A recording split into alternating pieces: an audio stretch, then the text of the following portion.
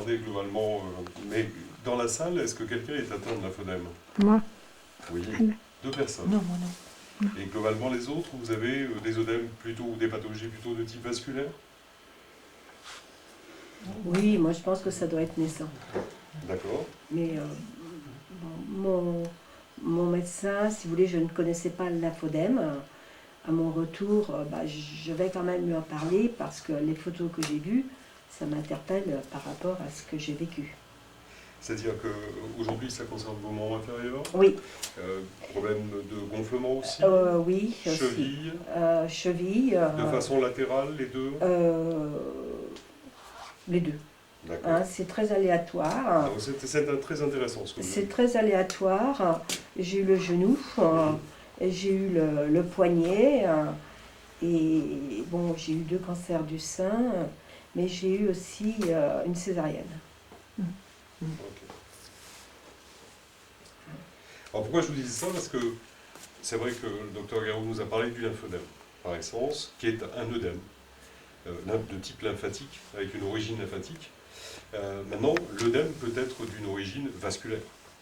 C'est-à-dire que ça va être un œdème qui va être beaucoup plus liquidien, c'est-à-dire que dans cet interstice, finalement, ce liquide qui vient faire gonfler l'interstitium, qui prend de la place sous vos tissus cutanés, il peut avoir une origine très liquidienne et il peut avoir une origine très protéinique, c'est-à-dire lymphatique. Globalement, pourquoi? Parce que, comme vous l'a expliqué le docteur Guéraud, on a une arrivée artérielle, le cœur envoie des nutriments, de l'oxygène, etc. dans tout le corps. Il envoie 100% à chaque battement du cœur d'arrivée artérielle, sauf que le réseau veineux, globalement, reprend dans le réseau veineux que 90%. Donc il y a déjà un déséquilibre. Et le corps a bien fait les choses, il a mis un réseau parallèle, le fameux réseau lymphatique, qui lui est chargé de prendre les 10% restants.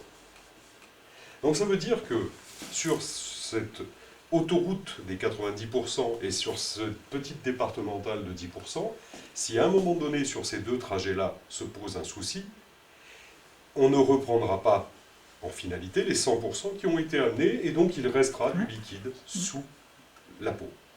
Donc un gonflement. On est d'accord jusqu'à là? Les 90%, c'est du liquide repris par le réseau veineux. Ça veut donc dire que si on a une déficience de ce côté-là sur cette autoroute, on a en amont quelque chose qui a coincé. Soit une faiblesse sur le réseau veineux, des varices qui ont fragilisé, des valvules qui se sont détruites, etc. Soit une faiblesse cardiaque, une faiblesse rénale, enfin quelque chose qui, en finalité, n'a pas permis de reprendre ces 90%. Et donc vous avez un œdème. Cet œdème, il peut être résorbable par une médicamentation, imaginons que ce soit rénale, et à ce moment-là, on vous met sous médicamentation et on vous met des compressions veineuses, des chaussettes de compression, et à partir de là, on va gérer ce problème. Soit vous avez un problème sur les 10%, la petite départementale, parce que le réseau lymphatique est problématique, de façon primaire ou secondaire à une opération, et à ce moment-là, c'est une autre problématique. C'est plus du liquidien, c'est les grosses protéines à gros poids moléculaire qui ne sont pas repris. Et à partir de là, ces 10%-là vont être compliqués à gérer. Et dès lors que ce réseau lymphatique est lésé, vous rentrez dans une chronicité. C'est-à-dire, ça rejoint la question, vous étiez là, vous êtes là-bas, ça rejoint la question du monsieur qui était là, qui était là-bas. Globalement, la chronicité, on ne revient jamais en arrière. On rentre dans la pathologie lymphatique. Et c'est à vie. Un combat permanent.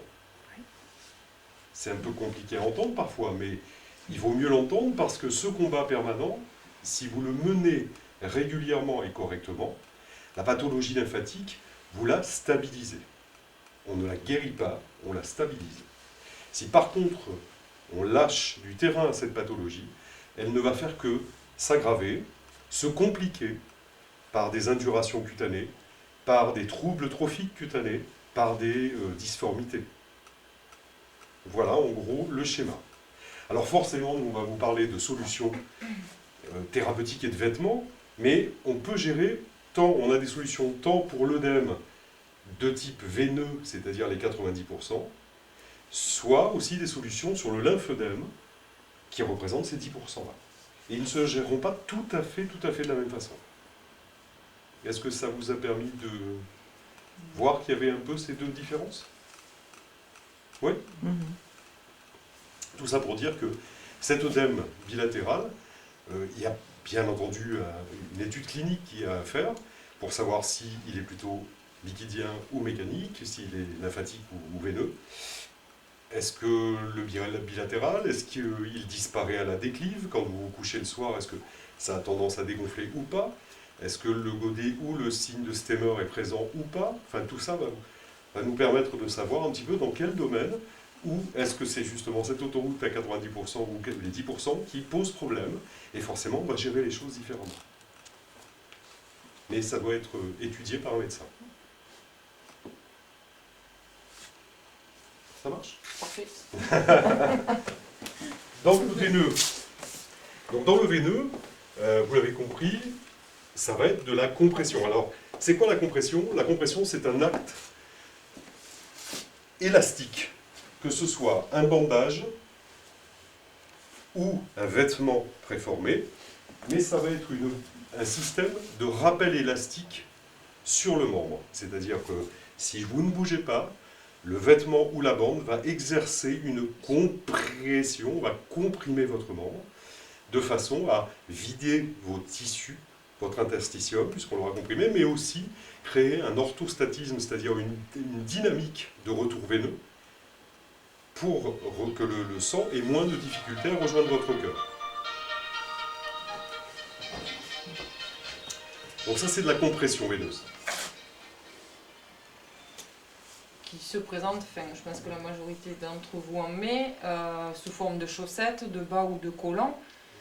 Suivant la pathologie que vous avez, le grade d'insuffisance veineuse aussi que vous avez, mais ça va être un produit très élastique effectivement, où la compression est la plus importante au niveau de la cheville et du mollet pour permettre justement le retour veineux.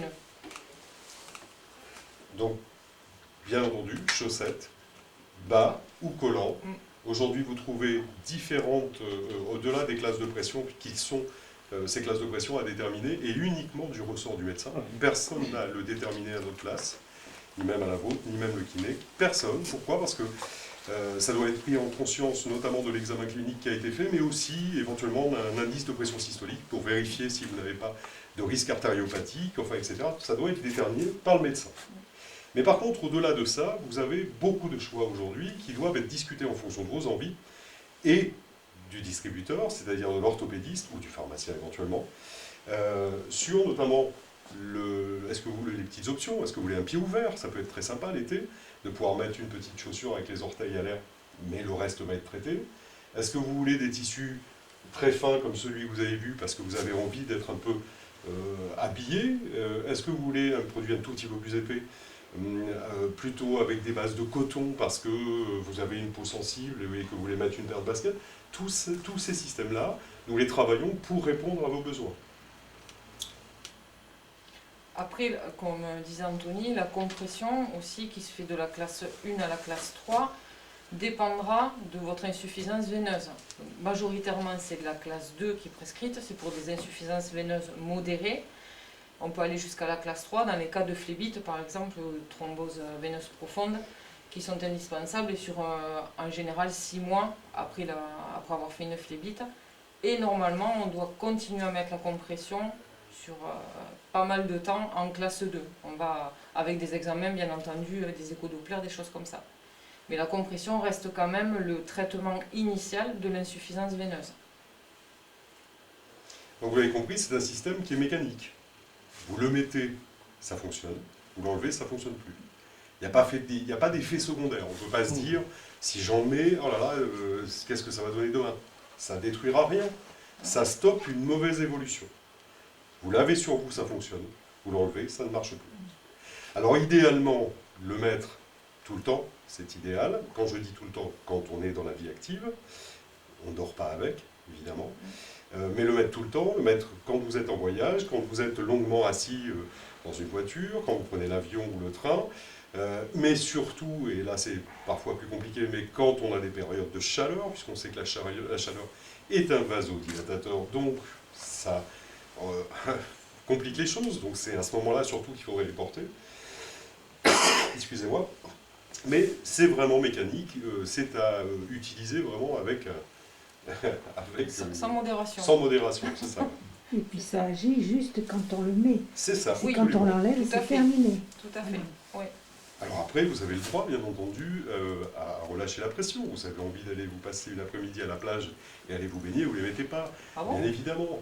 Non, ça ne marche pas bien avec un maillot de bain, mais ceci dit, par contre, vous revenez, vous rentrez chez vous, remettez, ne vous dites pas, je les remettrai demain, remettez-les de nouveau pour dynamiser tout votre circuit veineux. C'est important. Alors, ce qui peut être gênant, c'est la hauteur de ce bandage. Il y en a qui ne supportent que jusqu'au genou, d'autres au niveau de la cuisse, d'autres du collat. Mais on peut adapter à chaque personne le niveau du Ça bandage dépend de et la l'anatomie. force. En fait, ce qui est très important, il faut tenir compte de l'anatomie de la personne. Voilà, Parce qu'il y a des gens à qui les chaussettes n'iront jamais, exactement. et c'est pas possible. Donc il faut faire en fonction de l'anatomie de la personne. Après, il y a la prescription. Normalement, c'est le médecin qui détermine la hauteur. Mais on peut très bien téléphoner au médecin et demander, dire à bon, fait. ben, ça va pas du tout, quoi. C'est comme la force de la compression. Oui. Je croyais que ça allait jusqu'à 4. Oui, Oui, Ah, Oui. voilà. De 1 à jusqu'à 4. 4. Mais la 4, d'accord. c'est pas, voilà, c'est pas très courant. Ah, 4, c'est pas facile à mettre non, d'abord. à porter. C'est Beaucoup très de compliqué. personnes ne peuvent pas. Mhm. Mais le plus classique, effectivement, c'est la classe 2. Oui. Oui. Pour l'insuffisance veineuse. Veineuse, Après, oui. pour Pour le l'insuffisance, lymphœdème, c'est autre voilà. chose. hein. Tout à fait. Mhm. Autre chose. Après, pour la phlébologie, il existe des aides à l'enfilage aussi, Oui. parce que souvent, ce qui refroidit les personnes à mettre de la compression, c'est le fait que c'est... Alors même s'il y a eu d'énormes progrès au niveau des fils, au niveau de la fabrication des bas, pour aider à l'enfilage, il faut quand même tirer dessus, ça demande un petit peu de force. On a un système que je vais vous montrer, qui est un système en toile de parachute qui permet de faire glisser le dispositif déjà sans trop tirer dessus et ça glisse en le mettant normalement. Je vais vous montrer sur moi, vous allez mieux comprendre. Ça, c'est important. Hein. Très Comment important. C'est Oui, important oui, parce Oui, Mais qu'effectivement, ça motive les personnes à mettre voilà. le dispositif. Parce que même pour les aidants ou les infirmiers ou les kinés, je n'ai pas mis de compression. Ça va bien. C'est pas bien. Ça va. Non, je mets que quand je suis en maillot. Elle est bête. On le voit. Hein. Non, pas aujourd'hui, j'ai pas pris. Donc le principe, vous passez le pied à l'intérieur du cône, avoir la tirette vers soi, la partie orange sous le pied. J'insiste pour la fermeture après parce que il y a une technique pour le refermer. Et vous faites glisser votre bas ou votre chaussette. Donc ça glisse tout seul. Ça vous permet de bien positionner au niveau du talon et du bout de pied. Vous pouvez monter, puisque c'est cette partie qui est la plus compliquée à Oui, passer, c'est le pied. vous pouvez monter jusqu'au genou. Et quand vous tirez sur la partie verte, en fait, vous avez tout qui s'ouvre. Ah ouais, c'est super. Vous avez tout à monter, la partie... Alors en phlébologie, cette partie-là est dégressive, donc c'est moins compliqué que cette partie-là. Donc ça c'est bien, c'est utile ça. Oui, Oui. Mais il faut pouvoir se baisser quand même un peu. il faut arriver à surélever un petit peu la jambe. Oui. Oui. Oui. Après, il existe d'autres techniques, des enfilements en métal par exemple, Oui. qui sont plus Plus encombrant. volumineux. Plus encombrant, oui. Donc là, il s'est mis en place tout seul parce que je l'ai bien dressé. Donc ce sont des aimants en fait. Donc il va se mettre systématiquement dans le bon sens pour pouvoir le refermer. Surtout après, remettre la partie orange en dernier. C'est celle qui va s'ouvrir en premier. Donc quand vous passez le pied, vous faites glisser votre chaussette ou votre bas. Et quand vous tirez sur la languette, cette partie-là va s'ouvrir en premier. Et après, vous avez tout le reste qui suit. Ouais, d'accord. Donc ça, c'est des aides, oui, c'est vrai, précieuses qui Oui. permettent voilà, de motiver les personnes à le mettre, parce que souvent le matin, on dit qu'il faut les mettre le matin avant le lever. Ça permet de faciliter l'enfilage vraiment. Puis c'est vrai que l'avantage de ça par rapport au système mécanique, qui ont l'avantage d'exister, hein, mais celui-ci, il est nomade. Oui. Quand vous verrez ce qu'est un enfilbas métallique, Métal, C'est oui. c'est très volumineux. là vous mettez ça dans la valise, dans le sac à main, Oui. c'est vraiment Je nomade. l'ai toujours, oui. Donc voilà, ça peut aussi vous aider. Je vais rester Et là, comme ça vous le trouvez en pharmacie? Oui, partout. Oui, oui. Ça se trouve en pharmacie, Chez- orthopédie, Orthopédie magasin surtout, magasin surtout médical. Oui, je orthopédie. peux l'avoir. Oui, je crois que j'en ai un en stock. Il y a plusieurs hauteurs, je crois, il y a Il plusieurs y a tailles. plusieurs tailles en fonction des pointures. Oui, Mais j'en ai un. Si vous voulez, vous viendrez voir. Ah oui, non, non, parce que J'en ai un, je ne sais pas la taille que c'est, j'en ai un. Après, dans les systèmes de compression comme ça, on va fonctionner par des ABAC, c'est-à-dire que les produits étant un peu extensibles, en fonction des mesures que vous prendra l'orthopédiste de votre cheville, de votre mollet, etc., il pourra aller choisir chez tel et tel fabricant qui ont des normes de mesure qui leur seront propres. Oui. Ils existent déjà en taille 1, taille 2, taille 3, etc. Parfois, pour peu que vous ayez une petite cheville à mollet un peu plus développée, il existe des mollets plus, parfois l'inverse, des mollets moins. Donc, on arrivera toujours à trouver quelque chose qui vous ira bien. Et par-dessus ça aussi, vous avez différentes hauteurs, des petites hauteurs, moyennes hauteurs, grandes hauteurs, parce qu'on a des petites dames, des moyennes dames et des grandes dames. Et donc, il faut pouvoir avoir un maximum de stock qui permettra de répondre à votre morphologie. En dehors de cela, on a toujours, si vous êtes dans une morphologie très atypique, mais ce n'est pas le cas aujourd'hui, la possibilité de faire des sur-mesures. Auquel cas, le produit sera conçu et fabriqué sur les mesures de la patiente ou du patient. Voilà. Ok ? Donc après, il existe des petites subtilités comme ça. Dans les options, il existe des petits brevets, parfois, des anti-glisses. Vous savez, les anti-glisses qu'on peut avoir sur les bas. Il en existe sur les chaussettes. Enfin, vous trouverez différentes possibilités comme ça qui vont permettre de trouver du confort, de la stabilité, etc. Des choses un peu différentes. Ça marche ? Des questions par rapport à ça ? Non ? Bon. Alors, c'est juste une petite question Oui. par rapport à ce que vous expliquiez, les 90% et les 10%. Bon, c'est un milieu que là, je découvre des choses. Pour savoir d'où vient le problème, y a-t-il une différence entre un médecin qui est angiologue et un phlébologue? C'est pareil. C'est la même chose. Phlébologue, Pourquoi il y a deux noms? Non. Alors, phlébologue n'existe plus. Ah, C'était les l'ancienne. médecins angéologues, c'est-à-dire qui s'occupent à la fois des artères, des veines, des lymphatiques. D'accord, Voilà. C'est de la médecine vasculaire. d'accord, ok. Merci. Et globalement, alors c'est vrai que des angiologues de ville pourront vous faire les prédiagnostics. Et si jamais un jour vous allez chercher plus loin, tout à l'heure, le docteur parlait notamment de recherche génétique C'est sur le les cas, OXM, ouais. c'est des centres vasculaires que vous Ouais. chercherez dans les hôpitaux. Monsieur parlait tout à l'heure du centre Saint-Éloi et de Oui. l'AVML, ce sont des centres vasculaires, Tout à de fait. maladies Il y en vasculaires. a à Toulouse, il y en a de quelle région vous êtes? En Vendée. Vendée.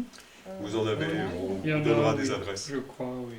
Il y a des choses, il y a des centres spécialisés. Il y en a un peu partout, dans chaque région. D'accord, parce que là, j'ai une recherche génétique qui est en cours. D'accord.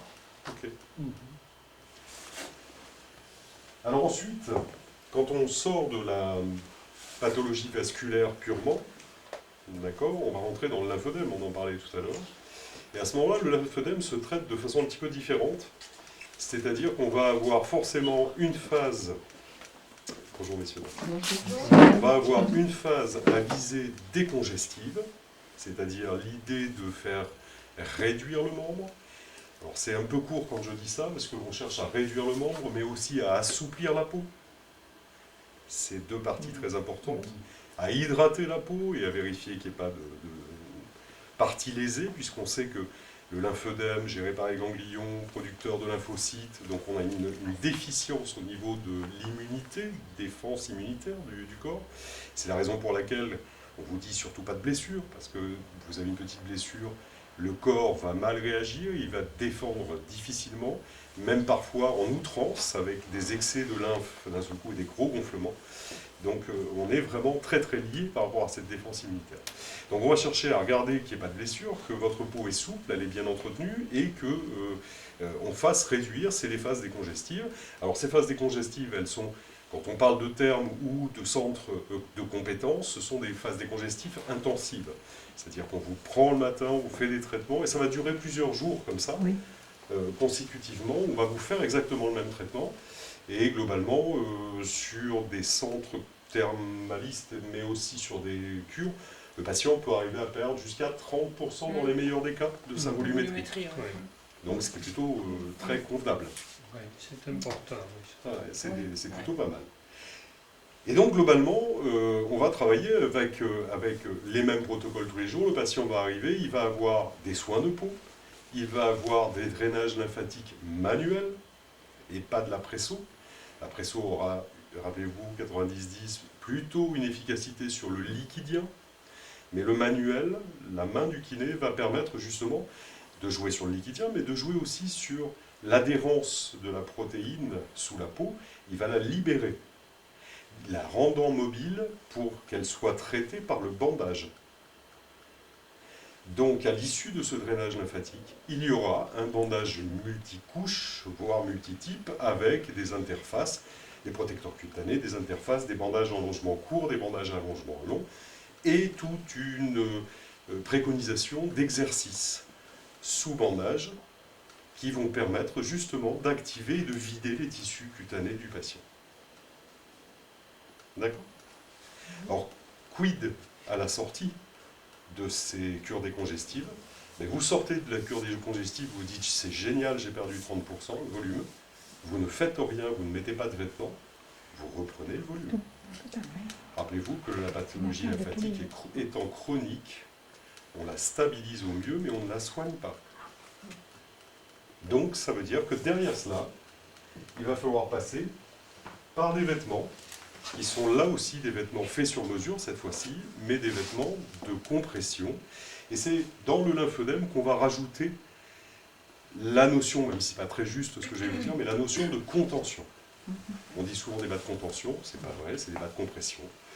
La contention, c'est la capacité du textile à ne pas vouloir se détendre. Tout à l'heure, je vous ai dit la compression, c'est sa capacité élastique à compresser. Sa contention, c'est à ne pas vouloir se détendre. C'est un petit peu, pour vous donner une idée, si je faisais sur n'importe qui de vous un pantalon très ajusté sur vos mesures, très collant. Et d'un côté, je vous ai fait une jambe avec un jean, une grosse toile de Nîmes, vous voyez?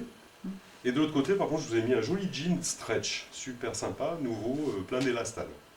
Quand vous êtes debout, vous aurez la même compression des deux trucs, des deux jambes. Par contre, au moment où vous allez vous asseoir, votre volume de jambes va changer. D'un côté, vous vous sentirez bien parce qu'il est stretch. Et de l'autre côté, par contre, il va vous contenir. Il ne voudra pas changer de taille. Donc votre jambe qui veut gonfler, cette fois-ci par le volume de changement de position, mais imaginons que ce soit un œdème qui veut faire gonfler votre membre, et bien le jean ne voudra pas se détendre. Et c'est cette notion qui va changer dans le lymphœdème. C'est la raison pour laquelle, quelque labo que ce soit, on va présenter des gammes qui, à chaque fois, vont avoir, vous voyez, là, ces trois manchons, c'est des membres supérieurs, sont toutes les trois, je veux dire, des classes identiques de compression. Mais par contre, plus vous montez sur ce modèle, plus ils deviennent rigides. C'est-à-dire plus ils sont contentifs. Plus ils sont jeans de Nîmes. Alors que là, on est jean stretch. Vous voyez ce que je veux dire? C'est un peu vulgarisé, mais... Non, mais c'est très bien. Non, mais c'est bon. Oui, oui, oui. Donc voilà, on a ce type de produit. Après, la différence de contention dans les produits lymphatiques ça va se jouer aussi sur le type de tricotage. Oui. Il existe deux types de tricotage. Alors le circulaire qui reste monté, on va dire, pour faire un peu comme la phlébologie en tubulaire, donc qui est ce type-là, qui est quand même moins élastique que la phlébologie, surtout en largeur. Et après vous avez tout ce qui est tricotage rectiligne, donc celui-ci qui est beaucoup plus rigide.